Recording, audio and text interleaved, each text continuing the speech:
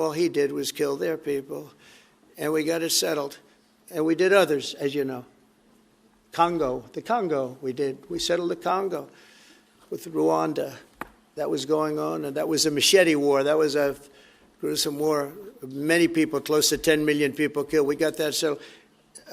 My biggest disappointment, but it's, you know, look, we did 7, and most of them were not thought to be settleable. We did India and we did Pakistan. That's 2 nuclear. That was purely for trade. You want to trade with us, you're going to have to get along. And they were going at it hot and heavy. But the Russia situation, I hope we're going to have some good news for you coming up.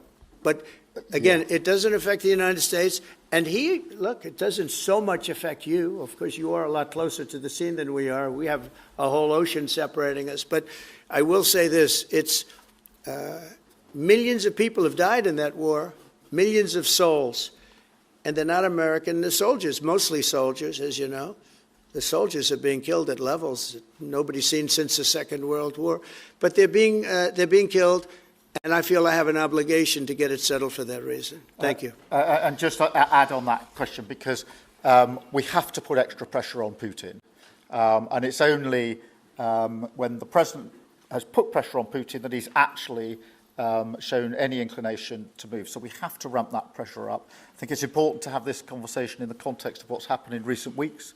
We saw damage and bombing to the British Council in Kyiv. These are targets that it was thought until recently were not targets that would be hit. The British Council, the European Union Embassy, the Council of Ministers, where President Zelensky's ministers work was hit. Again, these were thought to be places that wouldn't be hit.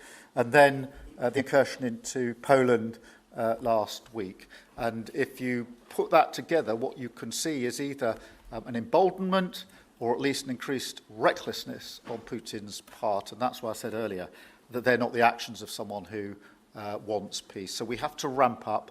And we discussed earlier today, we have built the coalition of the willing with British leadership and French leadership, stepping up with military planning in the seas, in the sky, on the ground, and ramping up what we do with the Ukrainians themselves.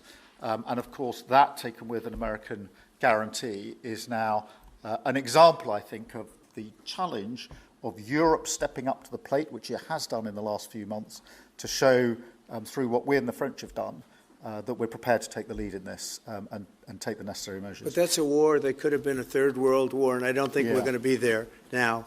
But that was heading to a Third World War. And